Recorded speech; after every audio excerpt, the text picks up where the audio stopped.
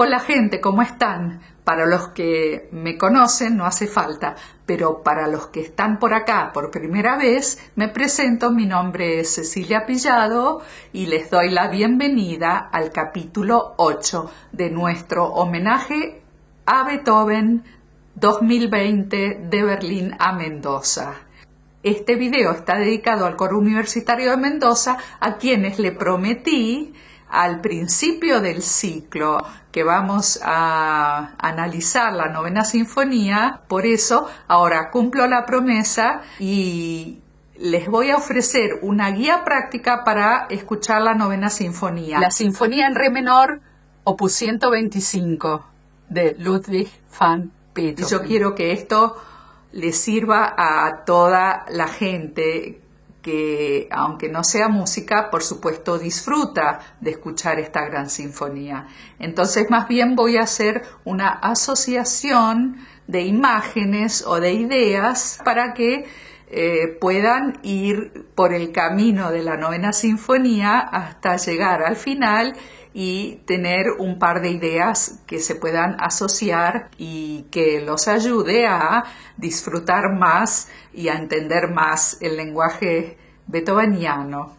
Entonces ahora vamos a ver qué es la novena sinfonía y qué significado tiene para el mundo.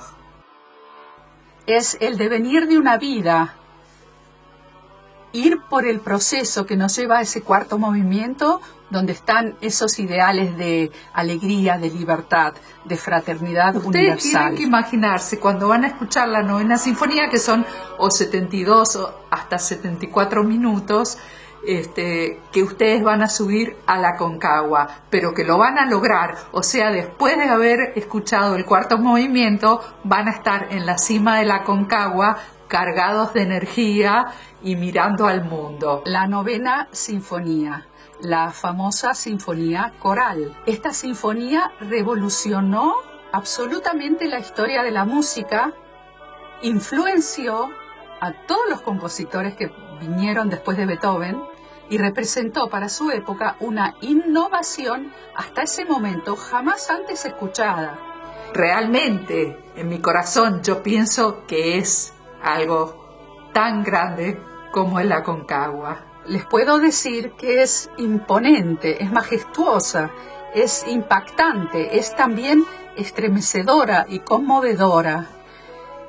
Es una de las obras más trascendentales de la música occidental y quizás también la más popular, la más conocida mundialmente, interpretada en todo el mundo, hasta orquestas de África la interpretan.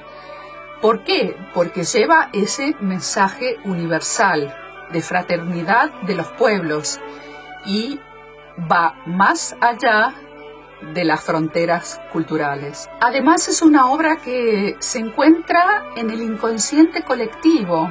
Seguramente casi todos la han escuchado, esta melodía tan famosa, ya sea en la escuela, en los medios, en internet. Si los extraterrestres bajaran a la Tierra, habría que hacerles escuchar la novena sinfonía y con eso se darían cuenta de qué se trata nuestra humanidad.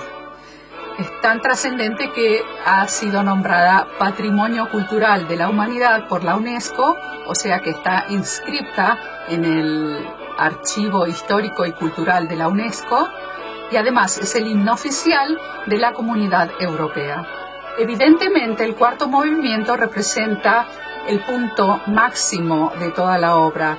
Es el más impactante, el más conmovedor, porque lleva la letra, lleva el coro, lleva a los solistas. Es el punto máximo, pero hay que hacer todo el camino como si fuéramos el mismo Beethoven.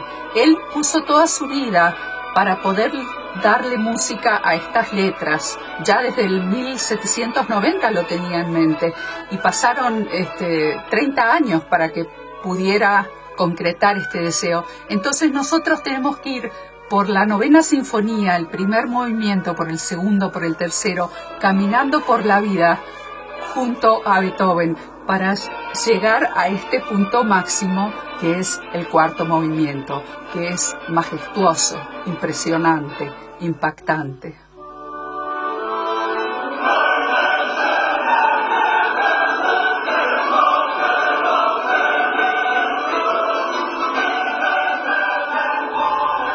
también les quiero contar qué significan los 4 movimientos, porque yo me hice todo un esquema subjetivo. Hay innumerables análisis de musicólogos y músicos de esta obra, pero yo prefiero no entrar en detalles. Pero si les interesa, les puedo hacer partícipe de lo que yo elegí para interpretar esta obra. Bueno, a mí me gusta la astrología y me gustó siempre desde chica mirar planetas. Yo le he adjudicado los 4 elementos de la naturaleza a los 4 movimientos, de acuerdo a la energía que cada uno representa. Que la astrología lo considera para los signos, pero que son los 4 elementos que existen en la naturaleza. Para mí, esto es subjetivo, pero quizás sea una inspiración para ustedes para poder escuchar.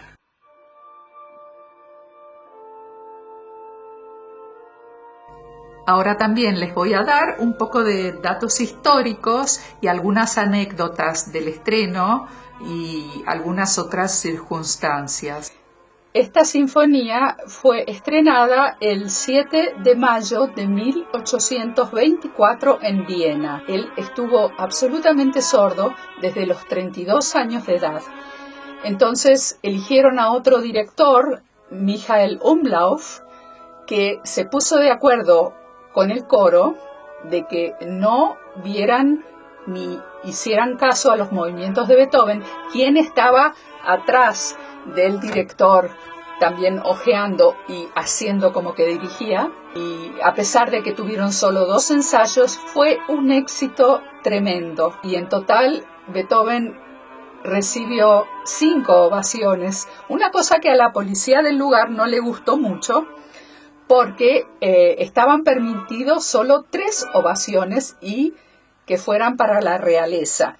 La solista contralto Caroline Unger se acercó a Beethoven y cariñosamente le tocó el hombro para que se diera vuelta y viera los pañuelos que se agitaban en el aire y los aplausos que solamente podía ver, pero no escuchar.